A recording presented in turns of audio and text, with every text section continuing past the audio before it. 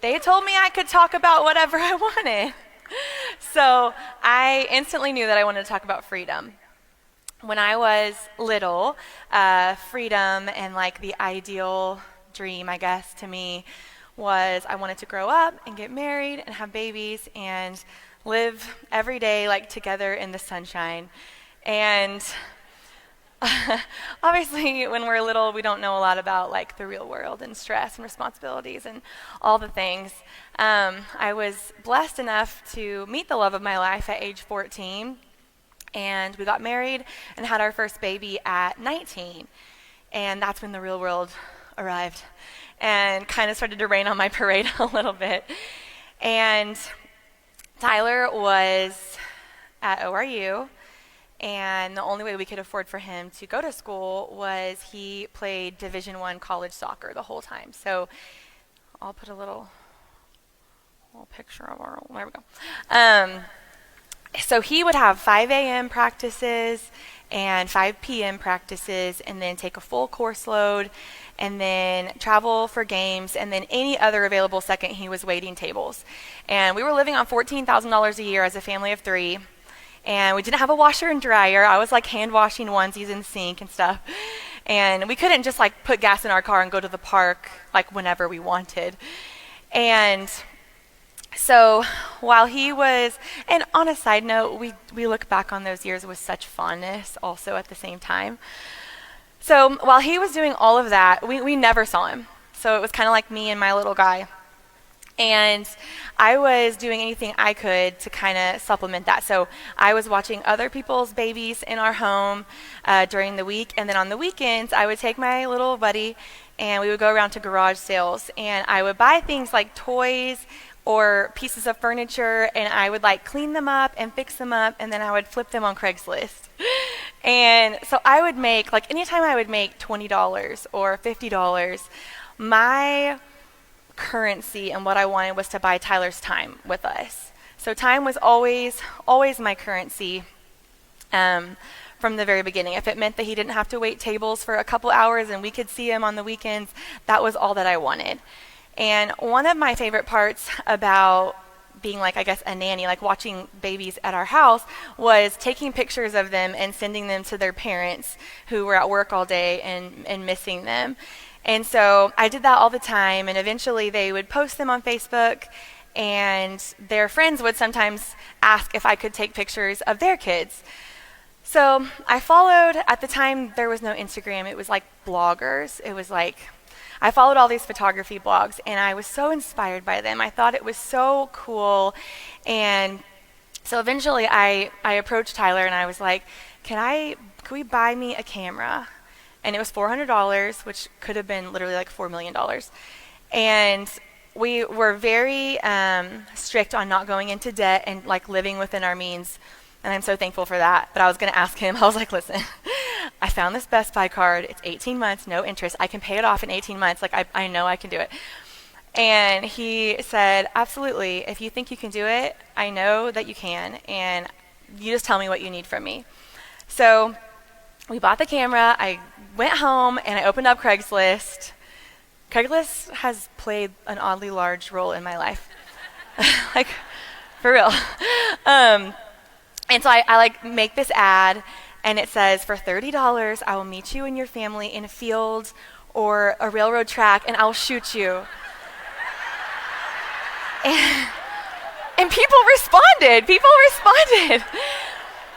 And so I'm taking photos, and I'm staying up till 4 a.m, like watching YouTube videos of like anything anyone would share for free about like how to get better at what I was trying to do, or how to market myself, or like anything. I'm editing till all hours of the night. I was obsessed. And this was my first taste of like entrepreneurship.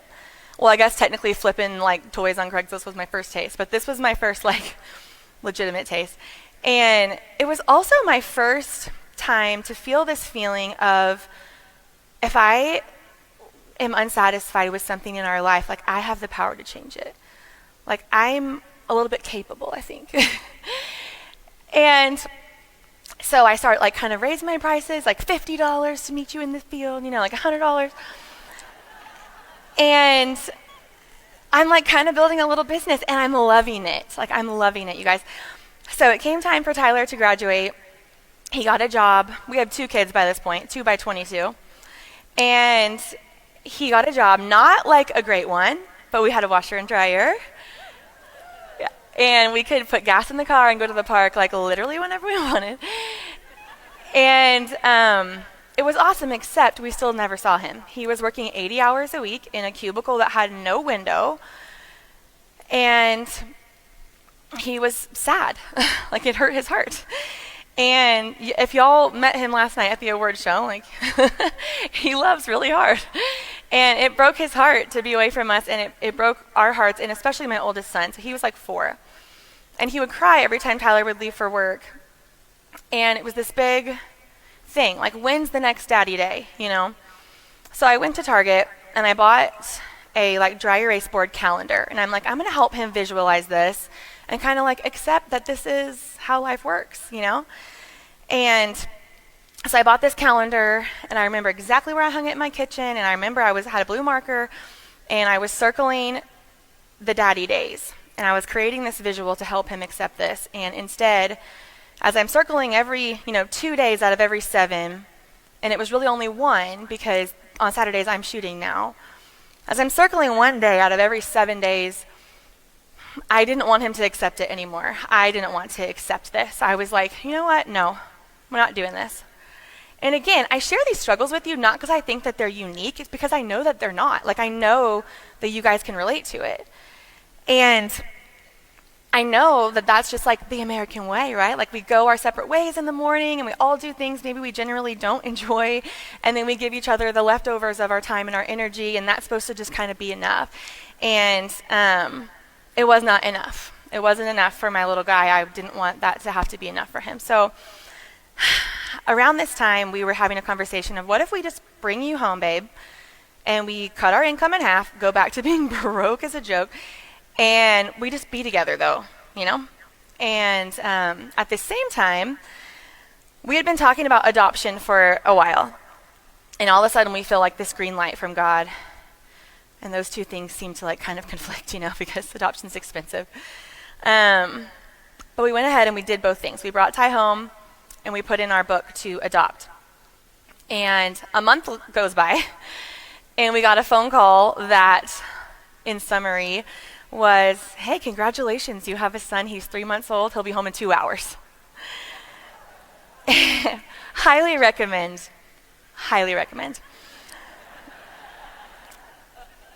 And a little while goes by, and I had the opportunity to ask his birth mom. I was like, why did you choose us? Because I saw the other families that you interviewed. I know the other families, and one, like, he's a doctor. They have like this beautiful house. They like take all these beautiful vacations. Like, I'm like, on paper, like we're not the winners, And she said, I instantly knew it was you guys because I wanted him to have a very present and involved father. And it's not often, like in life, we're like kind of just taking turns and making moves, and we don't always get this affirmation that we're doing the right thing. And it was really a kindness to be able to have that little affirmation that had we not been obedient in this thing, we would not be the parents of our son. And so around this time, we start using these wellness. We have 3 kids now. I think we're like 24, maybe. I don't know. And we start using these wellness products in our home, and they're kind of like changing the game for us. We're sleeping really well. Like they were really awesome. And so I start just like telling everybody about them, and that's kind of what I do. Like that's kind of how I love people. I'm like, I'm going to control you and make you do all these things that I think are good. And so I'm like aggressively like, go buy these things. And people are all over my posts like, it was crazy. And I was just like, yeah, go to their website. It's called blah, blah, blah. And like, just buy them. And finally, a friend pulls me aside and is like, girl, are you just making so much money? And I was like, no, what? And so she like got me up to speed on what network marketing is. And I was like, well, crap, but also whatever. So I go home and I pull up this compensation plan, And I instantly get that fire in my belly, like when I wanted to buy that camera.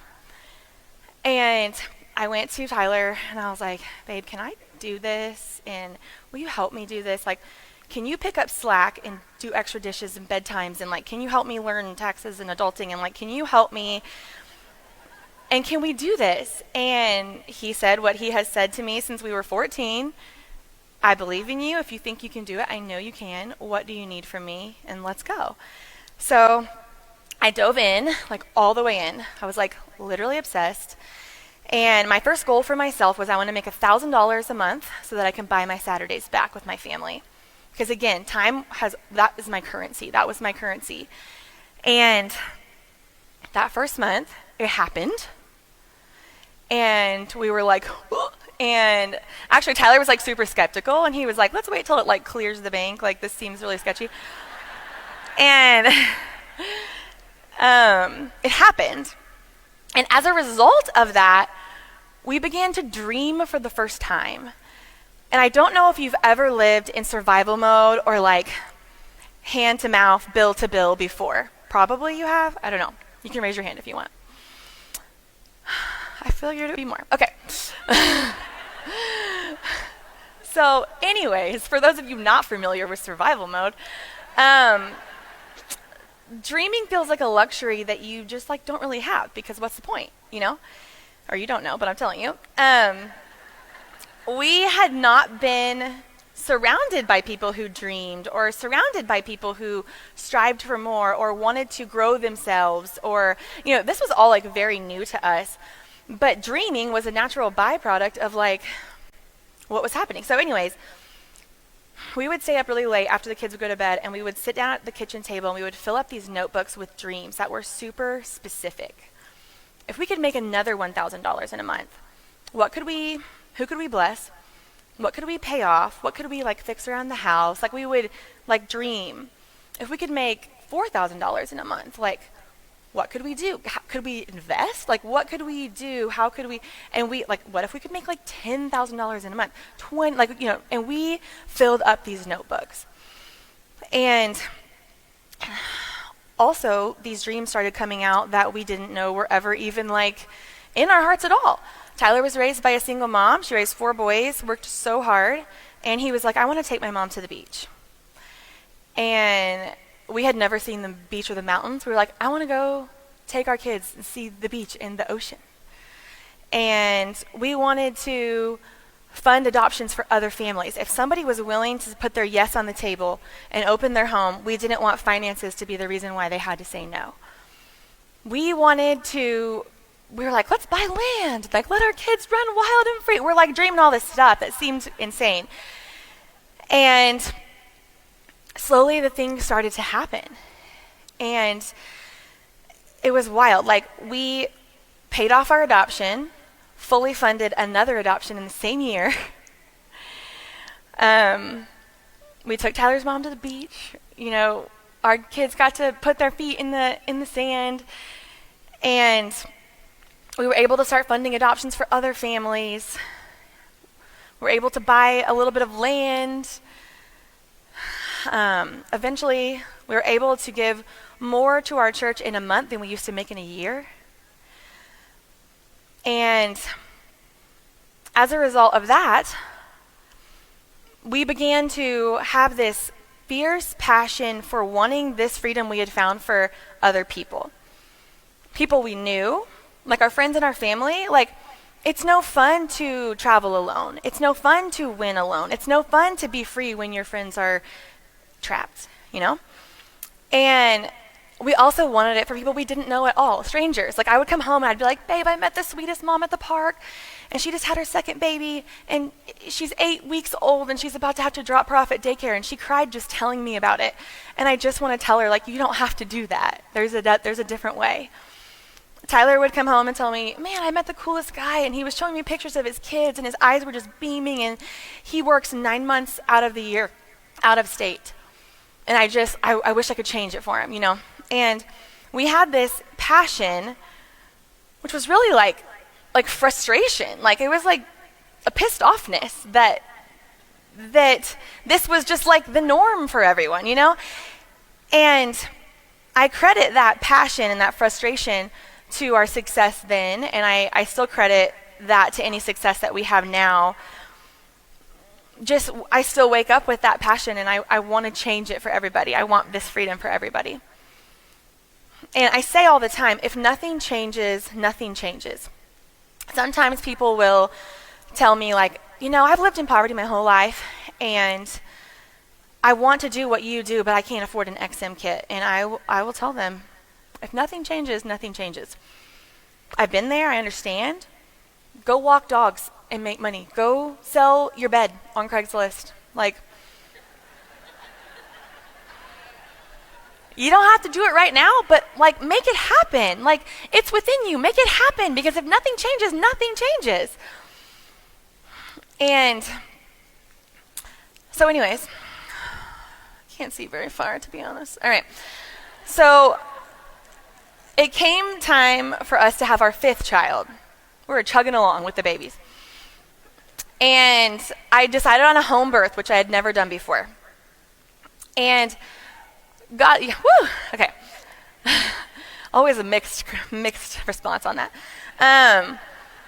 So God is so good to give us almost 10 months to like get our crap together, right? So I'm doing all this research and reading all the books and learning about like the brain and the connection and pain, like all the things. I'm digging into the word. One scripture in particular is, take every thought captive and make it obedient to Christ. And this was my first time-ish to realize, like, I don't have to let my emotions run away with me. I don't have to let fear run away with me. I don't have to let this or that like dictate my experience. And so I'm also learning about, the brain and pain and contractions, like we call them labor pains. The very word pain is a negative word. And it's something we want to avoid if possible. It's something we'd like to run away from. When we are in pain, sometimes we'll tense up our bodies, which I learned creates more pain, makes things more painful. And, the movies and stuff, like from the time we're little, it's like this big, like, like medical emergency, like everyone's rushing. It's like panic, So we're a little bit set up to fail. And I was learning that I can take my thoughts captive, make them obedient to the outcome that I'm wanting and the desires on my heart. And so sorry, this timer's getting in my head. I'm like, oh no. So anyways, birth happens, and I learned that I can take the word pain and change it into power. I could say when I'm in labor, wow, that was a really powerful one. Or, wow, my body feels really powerful right now. Or, this power is bringing me one step closer to my baby. That birth was friggin' euphoric, first of all. It was hands down one of the most transformative things I've ever done. And actually, when Oaks came out, Tyler's words were, and I quote, "Damn, I wish every family got to experience that." So anyways, I know that preparation that I did and those habits that I created and the way that I learned to take my thoughts captive and make them obedient, I was going to need that. It was for that birth, but in hindsight, I can see that God was preparing me for something. 2 weeks after giving birth to our 5th child, our 4th child, our daughter, who was almost 3, she unexpectedly and suddenly left for heaven. And the only reason that I have been able to continue and show up and fight is my ability to take my thoughts captive and make them obedient. And shortly after she left for heaven, someone DM'd me on Instagram and said that when they were young, they lost a sibling and that they felt they lost their mom that day too. And my mission right then was, I can't control that losing a sibling is part of my kids' story, but that second part will not be part of their story.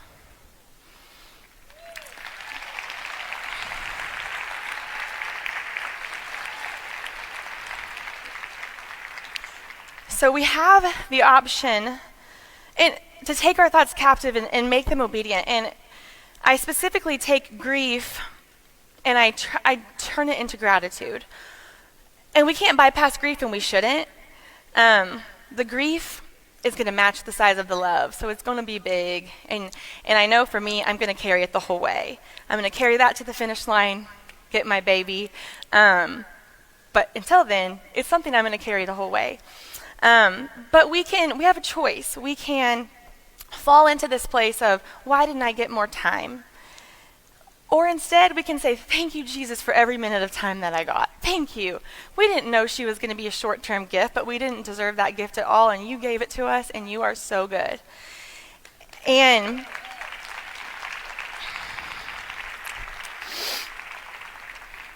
I'm so thankful that we fought for freedom for our family before she came to us, because all she knew every day of her life was mommy and daddy and brothers and sister together all day in the sunshine. And she swam with sea turtles, and she slid down snowy mountains, and when she was 7 months old, she went paddleboarding on a river with her daddy. And I truly believe that we got more time and better time in 3 years than most parents get in 18.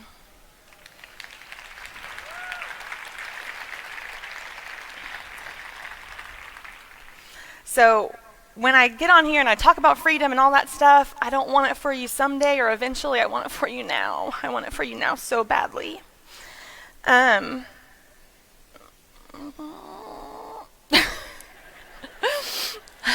Okay. We can take our thoughts captive. We can make them obedient. We can go from pain to power. We can go from grief to gratitude. We can take a victim mindset and turn it to a victory mindset anytime we want. And the second we do, there's not a corner of our life that won't change because of it.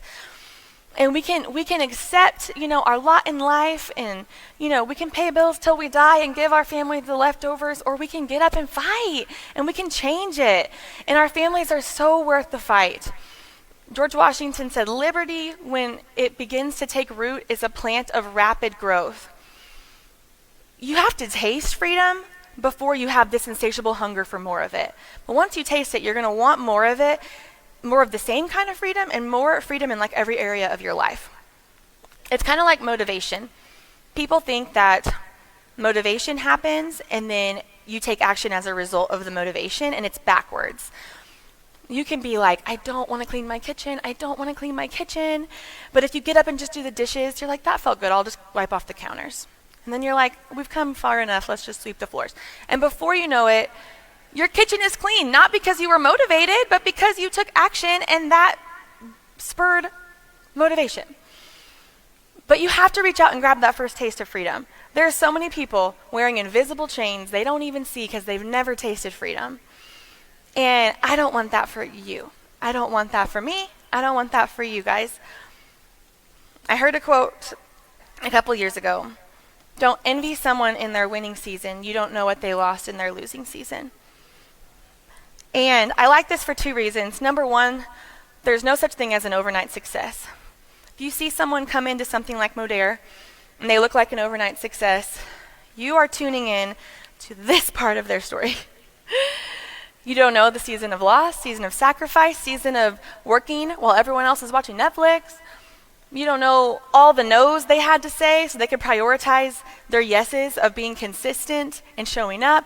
You didn't see all the times life kicked them in the teeth and they stood up and said, what else do you have? And they got kicked back again and they stood up and said, what else do you have? You missed that part. There's no such thing as an overnight success. I like this for the second thing about this that I like, what am I saying, is I feel like it sets really realistic expectations that there will be struggle and loss in your victory story. It's not if, it's when. There's storms a-coming, my friends. That's life. But what I want for you is for you to fortify yourself and your dreams and your families by learning now, before the storm comes, how to take your thoughts captive and make them obedient. If you have a small dream, it will only take something small to blow you off the path. If you have a notebook full of dreams that are like big and specific and personal, it's going to take an F5 tornado to blow you off the path. So get out those notebooks and fill them up with dreams. Sit down with your husband, your wife, your best friend, your mom, your sister, whoever your person is, and fill them up. Fill them up. I think I'm beyond out of time. But I just want y'all to know how powerful I know you to be. And if you can live undistracted in a distracted world, and you can remember what you want most over what you want right now, and you can take your thoughts captive and make them obedient to the dreams that the Lord has laid on your heart, there's nothing that you can't do. And I want you to go out and grab that first taste of freedom. And I want you to relentlessly chase success, not for money, but for the most valuable thing that money can buy you, and that is time with the people that you love. I'm cheering for you every step of the way. Thank you guys so much.